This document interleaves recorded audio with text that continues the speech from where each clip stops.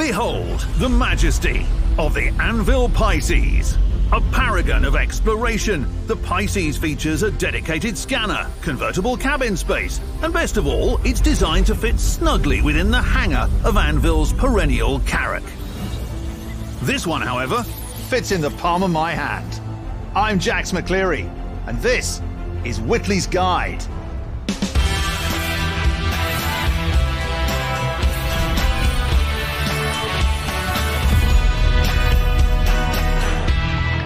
For our premiere episode, we're here at the 2949 Intergalactic Aerospace Expo, or more precisely, above it.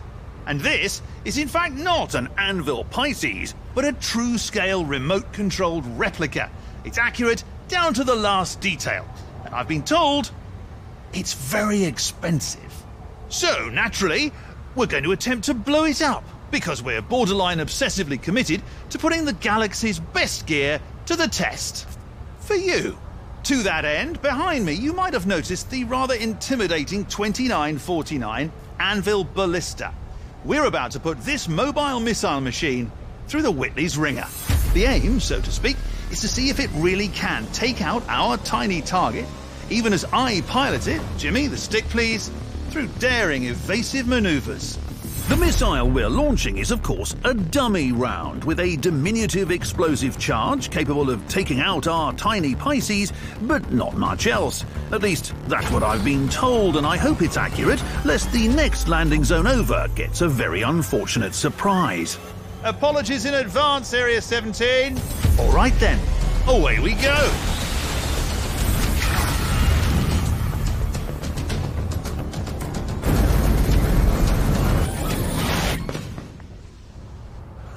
Well, will you look at that? It worked! And if that's not pinpoint targeting, I don't know what is. Colour me impressed, Anvil. And that's just the tip of the nose cone. There's a lot more to see here at the IAE. Ships to fly, new tech to test out, and presumably more objects to obliterate in the pursuit of consumer awareness. Plus, we should probably get off this roof before that guy in the vendor hall realises we borrowed one of his super expensive remote control ships. Wait, what? Don't you dare go anywhere. Whitley's Guide returns after these messages. Roberts Space Industries. 3 little words that say volumes. The manufacturer that set the original standard for spaceflight continues to defy its age and stay relevant in the modern era. From the Origin-style bells and whistles gussying up the Constellation Phoenix to the more traditionally utilitarian Connie model and the exhaustive Aurora series, RSI offers plenty of reliable options for green pilots and crusty old pros alike. And of course there's RSI's more aggressive side, exemplified by this lean, mean interdiction machine. Behold, the Mantis. A perennial favourite of law enforcement agencies and the scourge of space scum everywhere. That little doohickey in the front there? That's a state-of-the-art WATEC quantum enforcement device, or QED, and where the Mantis gets its bite. This little beauty can rip a ship out of quantum with ridiculous precision, a privilege that has previously been restricted to responsible and qualified pilots. So what do you say we test her out? Roomier in here than I expected. But a spacious cockpit isn't why the Mantis has the hearts of law and ordery types aflutter. Let's get down to business and see if this thing does what it says in the brochure. Now, Jimmy is in a trusty Aurora around the other side of the planet. I'm going to fire up the QED, and when I give the signal, Jimmy is going to attempt to QT right past us. Here we go.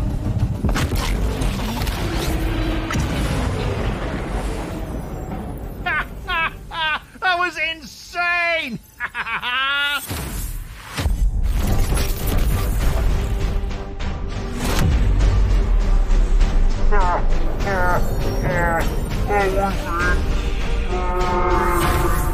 You know, I honestly don't understand why advocacy agents seem so stuffy all the time. If my job entailed snaring ships out of QT, I'd be happy as a clam. Although, I suppose today my job does entail that and I don't have to deal with any violent criminals. Just Jimmy. So, win-win, I suppose. Still stick around for more from the IAE and Whitley's Guide.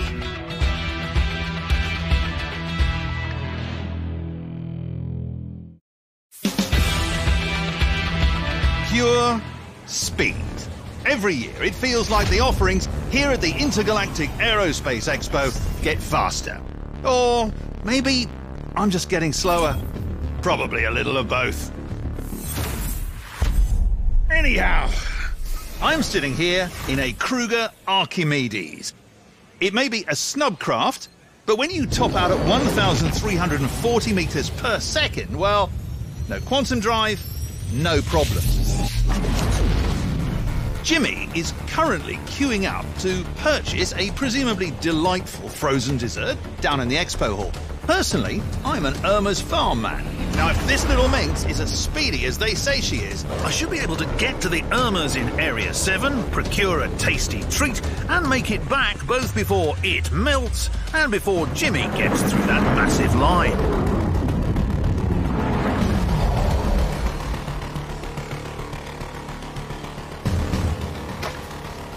Thanks, Wendy.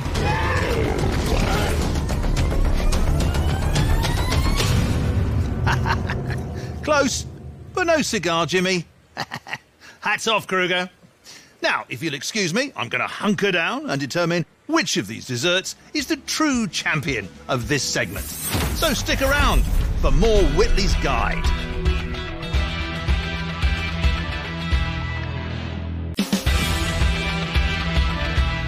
While mind-bending velocity and nausea-inducing G-forces certainly have their charms, not everything at the IAE is about blinding speed and sexy silhouettes. The titans of industrial aerospace are all here, flexing their muscles.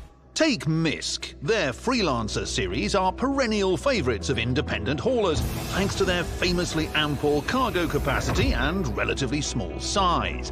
And with 4 discrete models to choose from, there's a Freelancer flavour for nearly every taste, whether you fancy auxiliary fuel tanks or a heaping helping of missiles.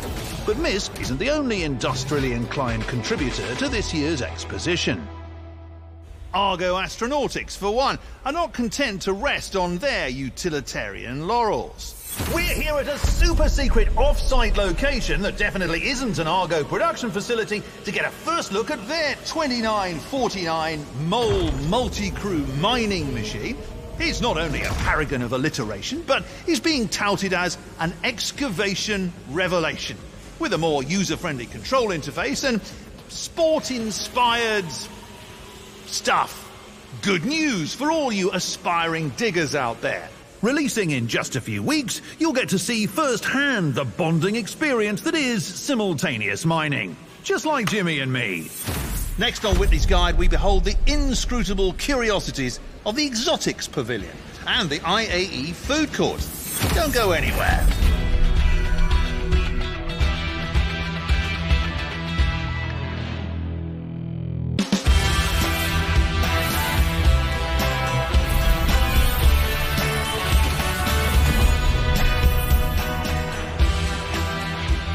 Welcome to the Exotics Pavilion, where aerospace xenophiles can scratch their wildest alien itches.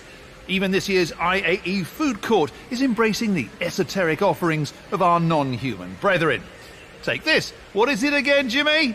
They said it was pickled corpse bug. All right. Pickled corpse bug. Well, down the hatch. Let's go take a look. Every year, the exotic offerings on hand at the IAE get more robust, and 2949 looks to be no exception. From Esperia's chillingly accurate Van Doel recreations to Apoa's aggressive pursuit of the human market through an expanding line of ships adapted from Xi'an military designs. Even the Banu adapted their stout Defender fighter for human flight back in 2947. Both the ship and its related marketing efforts have come a long way in just a few years. I mean, has anyone seen their early attempts at an advert? Jimmy, do we have a clip?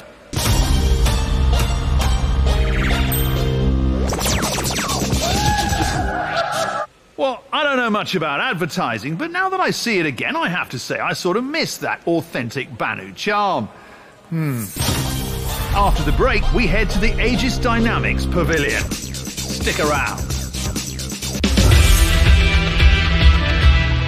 Now, I've been to every IAE in recent memory, and year after year it remains a thrill to traipse amongst the multitudinous warbirds of Aegis Dynamics. From the classic Gladius to the Protean Avenger, Aegis has been at this a long time, and their fleet is celebrated to this day. The Vanguard series remains an industry standard in long-range fighters. The 2949 models sport vintage-inspired, throwbacky exteriors, improved and expanded interior cabins, and of course, a lot of weapons. And if huge ballistic repeaters and a plethora of missiles aren't enough, you can always drop a few of these big nasties via the Nautilus mine layer, celebrating 400 years of service this year. To drive the point home, they've been trotting out these decommissioned proximity charge mines, which I'm told are completely safe. But what do you say we find out just how confident Aegis is about their prop here? Thank you, Jimmy. For science!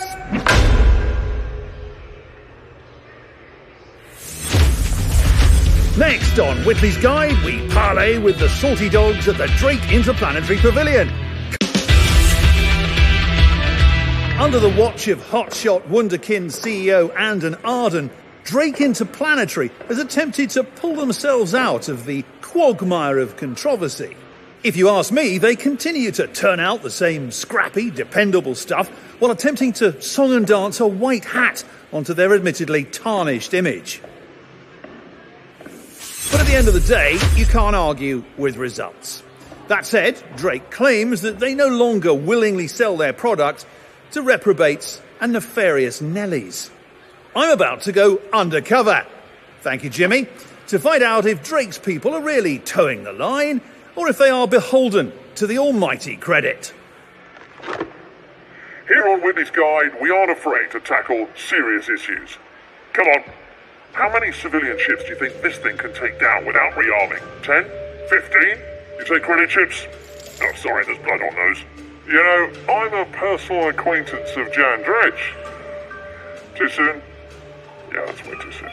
So, between you and me, roughly how many human-sized slaves do you think we could fit in this cargo hold? Security!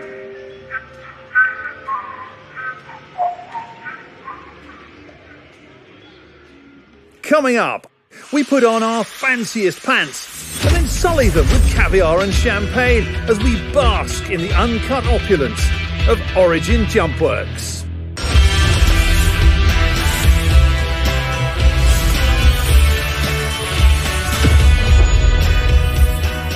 It's been a big couple of years for the quote-unquote sexiest shipmaker in the verse.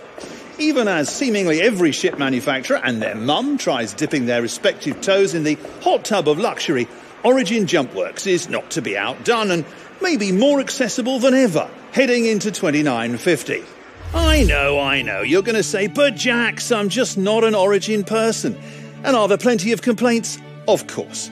But take the 600i. It's a totally viable exploration ship. But with so much to explore on the inside, you might never make it out of the bar. And speaking of loaded, the new 300 series can be tricked out with more bells, whistles and trim options than a Banu marketplace after everyone's eaten their nutrient bars. But before you write it off as more posh posturing for well-to-do shipophiles, I for one appreciate a little variety.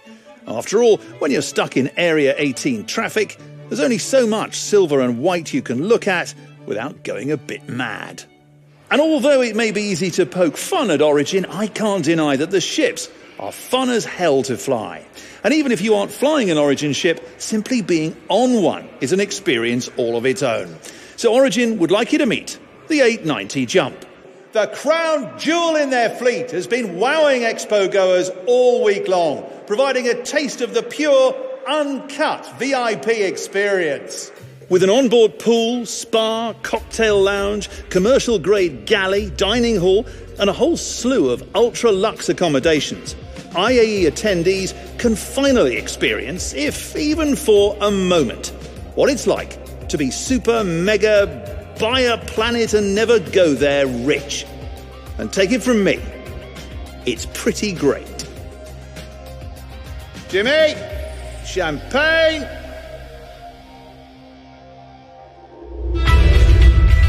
And there you have it, folks. We've seen all there is to see at the Intergalactic Aerospace Exposition. We laughed, we cried, we caused a moderate amount of property damage. I'd like to thank the entire staff here at the IAE for not kicking us out on day one. I'd like to thank my producer Jimmy for deftly persuading the IAE staff to not kick us out on day one. And of course, I'd like to thank all of you lovely creatures for watching. This is Jax McCleary saying, see you next time on Whitley's Guide.